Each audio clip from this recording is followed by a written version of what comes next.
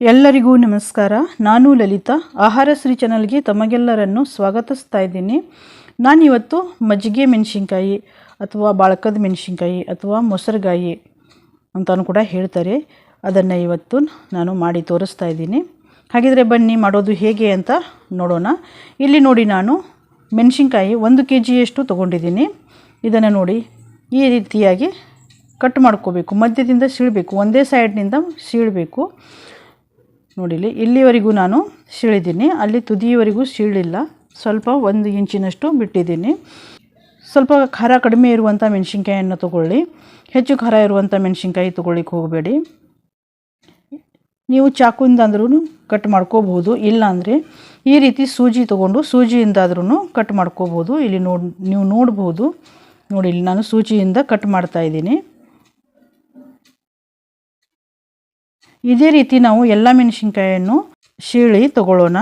ಇವಾಗ ಎಲ್ಲ ಮೆಣಸಿನ್ಕಾಯಲ್ಲಿ ಸೀಳಿ ಆಗಿದೆ.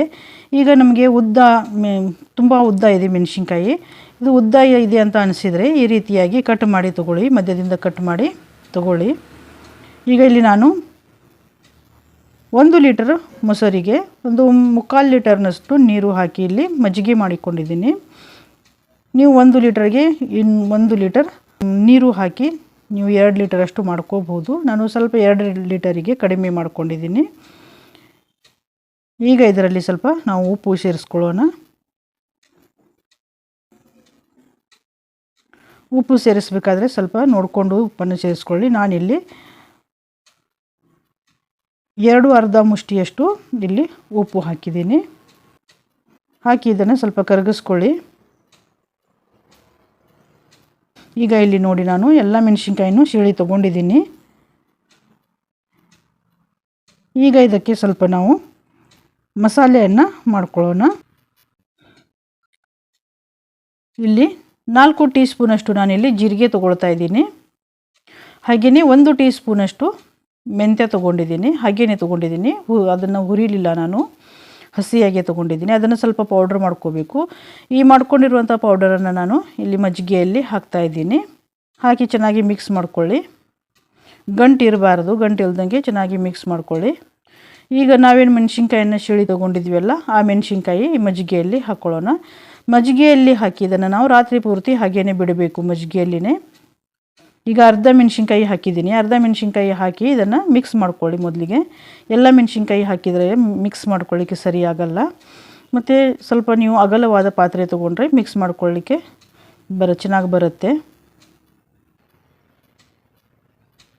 ಈಗ ಉಳಿದಿರೋ ಮೆಣಸಿನ್ಕಾಯನ್ನು ಕೂಡ ಇಲ್ಲಿ ಹಾಕಿ ಮಿಕ್ಸ್ ಮಾಡ್ಕೊಳ್ತೀನಿ. ಆಗ ಚೆನ್ನಾಗಿ ಕೈಯಿಂದ ಮಿಕ್ಸ್ ಮಾಡ್ಕೊಳ್ಳಿ.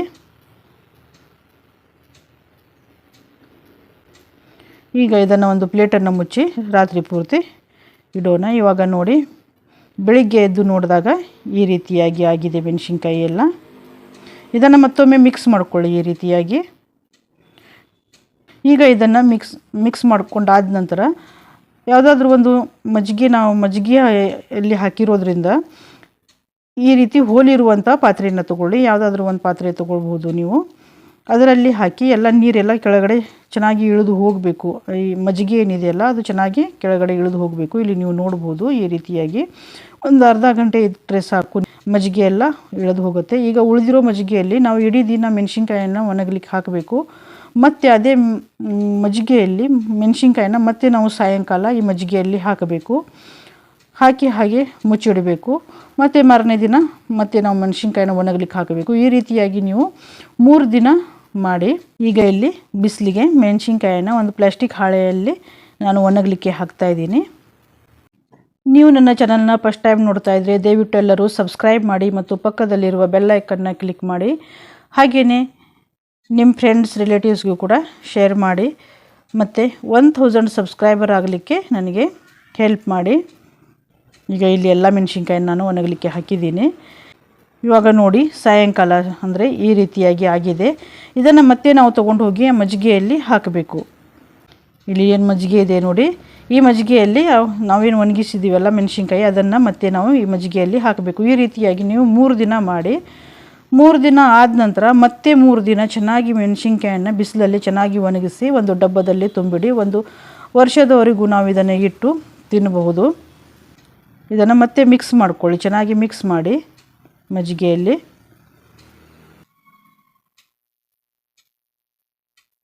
ಇವಾಗ ನಾನು 3 ದಿನ ಮಜ್ಜಿಗೆಯಲ್ಲಿ ಇಟ್ಟು 3 ದಿನ ಬಿಸಿಲಿಗೆ ಒಣಗಿಸಿ ಚೆನ್ನಾಗಿ ಒಣಗಿಸಿ ತಗೊಂಡಿದ್ದೀನಿ. ನೋಡಿ ಇಲ್ಲಿ ಈ ರೀತಿ ಆಗಿದೆ. ಚೆನ್ನಾಗಿ ಒಣಗಿದೆ. ಇದನ್ನು ಒಂದು ಡಬ್ಬದಲ್ಲಿ ತುಂಬಿಟ್ರೆ ನಾವು 1 ವರ್ಷದವರೆಗೂ ಇದನ್ನು ತಿನ್ನಬಹುದು. ಈಗ ನಾನಿಲ್ಲಿ ಗ್ಯಾಸ್ ಮೇಲೆ ಎಣ್ಣೆ ಇಟ್ಕೊಂಡಿದ್ದೀನಿ. ಎಣ್ಣೆ ಇವಾಗ ಬಿಸಿ ಆಗಿದೆ. ಈ ಬಿಸಿಯಾಗಿರೋ ಎಣ್ಣೆಯಲ್ಲಿ ಮೆಣಸಿನ್ಕಾಯನ್ನು ಹಾಕಿ ಚೆನ್ನಾಗಿ ಕರಿಬೇಕು. ಈ ರೀತಿ ಕಲರ್ ಬರೋವರೆಗೂ ಮಾತ್ರ ಕರೀರಿ. ಕಪ್ಪಾಗೋರಿ ಕರೆದ್ರೆ ಅದು ಟೇಸ್ಟ್ ಚೇಂಜ್ ಆಗುತ್ತೆ ಮತ್ತು ಕಹಿ ಬರುತ್ತೆ. ಇಷ್ಟಾದರೆ ಸಾಕು. ಈಗ ಮಜ್ಜಿಗೆ ಮೆಣಸಿನ್ಕಾಯಿ ತಿನ್ನಲಿಕ್ಕೆ ರೆಡಿಯಾಗಿದೆ. ಆಹಾರ ಶ್ರೀ ಚಾನೆಲ್ನ ವೀಕ್ಷಿಸಿದ ತಮಗೆಲ್ಲರಿಗೂ ನನ್ನ ಆತ್ಮೀಯ ಧನ್ಯವಾದಗಳು.